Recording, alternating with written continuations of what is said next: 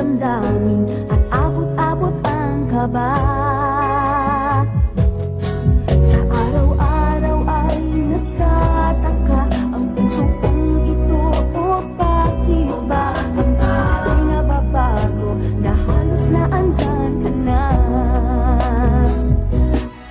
Di makatulog sa gabi sa kaiisip, sa diwa ko'y ikaw ang aking panaginip. O bakit ba ikaw ang sanla